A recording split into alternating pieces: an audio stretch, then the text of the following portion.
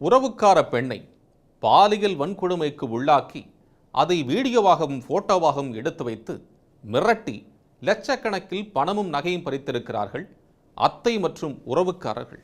காவல்துறையிடம் புகார் அளித்தும் நடவடிக்கை எடுக்கவில்லையாம். வில்லங்க விவகாரம் குறித்து விவரிக்கிறது இந்த செய்தி தொகுப்பு.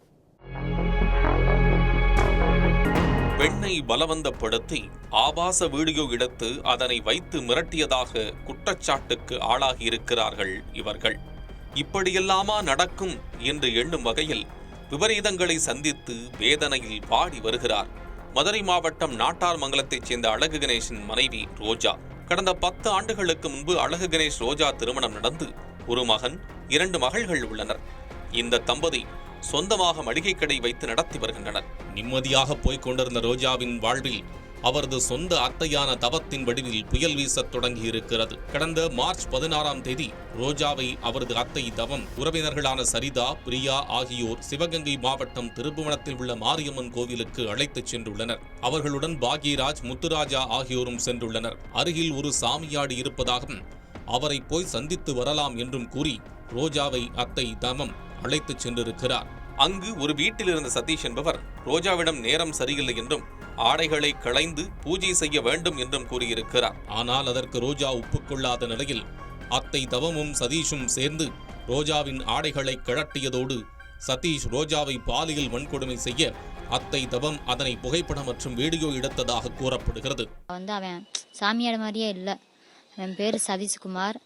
அவன் என்னை ஒரு ரூமுக்குள்ளே ஒரு ஓட்டு வீட்டுக்குள்ளே கூட்டி போய் வலுக்கட்டாயமாக எங்கள் அத்தையும் அவனும் வீடியோ எடுத்தாங்க. தப்பான வீடியோ, உடல் வச்ச வீடியோ எடுத்தாங்க. அதை யார்ட்டையும் சொல்லக்கூடாதுன்னு சொல்லிட்டு அங்கேயே வாயை மூடிக்கிட்டாங்க. ஆர்ட்டையும் சொல்லக்கூடாது, மேட்ரை பண்ண வச்சோம்னு ஆர்ட்டையும் சொல்லக்கூடாது, வீட்டுக்கு கூட்டிகிட்டு வந்துட்டாங்க. இதற்கு பிறகு தனம் மற்றும் அவரோடு வந்தவர்கள் அந்த வீடியோவை ரோஜாவின் கணவரிடம் காட்டி விடுவதாகவும் இணையத்தில் பதிவிட்டு விடுவதாகவும் மிரட்டி பணம், நகை என்று பறித்துள்ளனர். அது மட்டுமின்றி ரோஜாவின் தாயார் மற்றும் சித்தி வீட்டிலிருந்தும் நகையையும் பணத்தையும் ரோஜா மூலம் பறித்துள்ளனர்.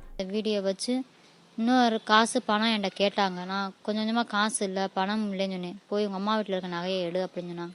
எங்கள் அம்மா வீட்டில் இருந்த நகையை நான் எடுக்கக்கூடாது, திறந்து மட்டும் விட்டுட்டேன். அங்கே போய் சரிதா வீட்டுக்கார் பேர் கணேசன், அவர் மயம் பேர் அருண் பாண்டி. அவங்க 2 பேரும் தான் போய் எடுக்கிறாங்க. அந்த நகையை எடுத்துகிட்டு தவத்துட்டு தான் கொடுக்குறாங்க. அந்த நகையை எங்கள் சித்தி வீட்டில் இருக்க நகையை என்கிட்ட கேட்டாங்க, உன் நகையை எடுத்து கொடுணும். என் நகை என்கிட்ட இல்லை, நான் எடுத்து கொடுக்க மாட்டேன், இல்லைன்னா அந்த வீடியோ உன் வீட்டுக்காருக்கு நெட்டில் போட்டுருன்னு சொன்னாங்க. நான் பயந்துக்கிட்டேன் சார், நான் வேணாம், வீடியோலாம் வேணாம், நான் எடுத்து கொடுத்துட்றேன் அப்படின்னு சொல்லிட்டு சார் நான் வீட்டை திறந்து விட்டு எடுத்தவர் பாய்கராஜ் எடுத்துகிட்டு போகிறாங்க. அருண் வெளியே நிற்கிறாங்க, அருண் பாண்டியன் வெளியே நிற்கிறாங்க. ரோஜாவின் சித்தி வீட்டில் புகுந்தவர்கள் 41 சவரன் தங்க நகை, 1.5 லட்சம் ரூபாய் ரொக்கத்தை திருடிச் சென்றது அவரது சித்தி புகார் அளித்த பின்னர்தான் ரோஜாவுக்கே தெரிய வந்துள்ளது. இதனிடையே தவம் அந்த வீடியோவை பில்லத்தி ராஜா, அவரது மனைவி புவனேஸ்வரி ஆகியோருக்கு அனுப்பி வைக்க அவர்களும் ரோஜாவை மிரட்டி 3 லட்சம் ரூபாய் ரொக்கம் மற்றும் தங்க தாலி செயினையும் பறித்துள்ளனர். பில்லத்தி ராஜாவும் புவனேஸ்வரிட்டு அந்த வீடியோ அமைச்சுறாங்க. அவங்க என்கிட்ட காசு, நகைங்க அவங்களுக்கு மட்டும் கொடுத்தில, அப்போ எனக்கு கொடு நகையும் காசு அப்படின்னா. நான் தரேன் காசு, எனக்கு 2 நாள் மட்டும் டைம் கொடுங்க, அரேஞ்ச் பண்ணி தரேன்னு சொல்லி என் கழுத்தில் இருந்துச்சு முழுக வச்சேன். அதையும் கட்டி கொடுத்துட்டேன் சார். 3 லட்சம் ரூபாயும் லோன் காசை எடுத்து ஏறிச்சு.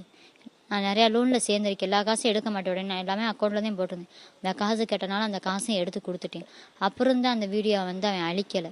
இப்படி ரோஜாவை பலவந்தப்படுத்தி எடுத்த ஆபாச வீடியோவை காட்டி தவம், சதீஷ், பாக்யராஜ், கார்த்தி, உள்ளத்தி ராஜா, பரமேஸ்வரி, சரிதா, முத்துராஜ் என ஆளாளுக்கு பணம் பறித்து வந்துள்ளனர். இதில் ரோஜாவின் கணவரின் தம்பியான பாக்யராஜ் தான் அவரிடமிருந்து நகையும் பணத்தையும் வாங்கி கொடுத்ததாகவும் கூறப்படுகிறது. ஒரு நாள் தண்ணி அடிச்சுக்கிட்டு இருந்தான், நானே அவன் கார்த்தின்னு தண்ணி அடிக்கும் போல அப்போ அந்த செல்லு நான் பார்த்துக்கிட்டேன். அந்த இதாக போட்டோவை நான் பார்த்துக்கிட்டு என்னடா எங்கள் அண்ணன் கொண்டாடிட்டா அத்தாச்சிடா, என்னடா இப்படி தப்பா எடுத்து வச்சிருக்கீங்க, நீ போய் ஆட்டின்னு சொன்ன உங்க அண்ணன் எடுத்த சொன்ன உனக்கு கழுத்து எடுத்து போனா வெட்டி போடுவோம், குத்தி போடுவோம்னாங்க. என் உயிருக்கு பயந்துக்கிட்டு இப்போ என்னடான்னு கேட்டேன். அவன் என்ன ஆகுனாங்க, நான் சொல்ற மாதிரி போய் பணமும் நகையும் வாங்கிட்டு வா அப்படின்னாங்க. அவன் மிரட்டி இது பண்ணி நான் நகை போய் வாங்கி போய் கொடுப்பேன். ரோசா கிட்ட போய் வாங்கி அவன் கார்த்தின்ற போய் கொடுத்தேன். இந்த நிலையில் ரோஜாவின் சித்தியின் புகாரின் பேரில் போலீசார் விசாரணையில் ஈடுபட்டதால் எங்கே தாங்கள் சிக்கிக் கொள்வோமோ என்று பயந்த தவம் ரோஜாவை மருந்தை குடித்து செத்து விடும்படி மிரட்டியதாக சொல்லப்படுகிறது. இனிமேலும் இந்த தொடர் மிரட்டலுக்கு முற்றுப்புள்ளி வைத்துவிட வேண்டும் என்று தனக்கு நேர்ந்த துயரம் குறித்து ரோஜா கணவரிடமும் குடும்பத்தினரிடமும் தெரிவிக்க அவர்கள் போலீசில் புகார் கொடுக்க கூறியுள்ளனர். அதன்படி சிலேமான் காவல் நிலையத்தில் ரோஜா புகார் அளித்துள்ளார். அந்த புகாரில் குறிப்பிட்ட சதீஷ் மற்றும் தவம், பாக்யராஜ், சரிதா, புவனேஸ்வரி, பில்லத்தி ராஜா என அடுத்தடுத்து குற்றவாளிகள் தாங்கள் செய்த தவறை ஒப்புக்கொண்ட நிலையிலும் காவல்துறையினர் அவர்கள் மீது நடவடிக்கை எடுக்கவில்லையாம். மாறாக ரோஜாவை அவதூறாக பேசுவது, அவரது கணவரை மிரட்டுவது என்று குற்றவாளிகளுக்கு ஆதரவாகவே செயல்பட்டதாகவும் குற்றம் சாட்டியுள்ளார் ரோஜா. 1 மாதம் கிட்டத்தட்டமாக நானும் ஸ்டேஷனுக்கு போயிட்டு நைட்டு பாதி நேரமாக இருந்தாலும் சார் காலைல போகிறது சாயந்தரவான்வாங்க போயிட்டு என்னையத்தையும் விசாரிப்பாங்க. உள்ளே கூட்டிகிட்டு போய் நானும் ஒரு லேடிஸ்கிட்ட சொல்லி ஒரு பாய்ஸ்கிட்ட ஜென்ஸ்கிட்ட என்னென்னமோ கேட்டாங்க பச்சை. நான் அப்படி இருந்து ஒரு பெண் நான் சொல்லிட்டேன் அவங்ககிட்ட எல்லாமே இப்படித்தான் சார் பண்ணாங்க வச்சாங்க, நான் பயந்துட்டேன் சார் இதெல்லாம் எடுத்து கொடுத்தேன் அப்படின்னு சொன்னால் அவங்க வந்து ஓ மேலே தான் எப்பயார் போடுவோம், உன் வீட்டுக்காரை வர சொன்னாங்க. என் வீட்டுக்காரையும் உள்ளே அமைச்சு விட்டேன் சார்.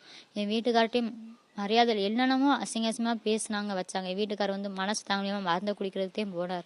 நம்ம வேணாம், நம்ம ஏன் மருந்து குடிக்கிறோம், நம்ம தானே நகையை கொடுத்தாலும் நம்ம செய்து வாங்குவோம், நீ பேசாமல் வா, போலீஸ் மேலே நான் புகார் கொடுக்குறேன்னு சொல்லி தான் சார் நான் வந்தேன். மதிவானன் என்னை விசாரிச்சது. தொடர்ந்து குற்றவாளிகள் தங்களை கொலை செய்து விடுவதாகவும் தற்கொலை செய்து கொள்ளுங்கள் என்றும் தொல்லை கொடுத்து வருவதாலும் மன உளைச்சலுக்கு ஆளான ரோஜா சிலேமான் காவல்துறையினர் மீதும் நடவடிக்கை எடுக்க வேண்டும் என கோரி காவல்துறை தலைவர் சங்கர் ஜிவால், மதுரை சரக ஐஜி கண்ணன், மாவட்ட காவல் கண்காணிப்பாளர் அரவிந்த் மற்றும் முதல்வரின் தனிப்பிரிவிற்கும் தனக்கு நடந்த கொடுமைகள் குறித்து விவரித்து புகார் மனு அளித்துள்ளார். மேலும் நீதிமன்றத்தின் வாயிலாக வழக்கு தொடுப்பதற்கும் மனு தாக்கல் செய்துள்ளார். ஒருபுறம் குற்றவாளிகளுக்கு ஆதரவாக செயல்படும் காவல்துறை, மற்றொருபுறம் நீதி கோரி போராடும் பாதிக்கப்பட்ட ரோஜா, அரசுக்கு அனுப்பப்பட்ட மனுவில் கிடைக்கப் போகும் தீர்வு என்னவோ?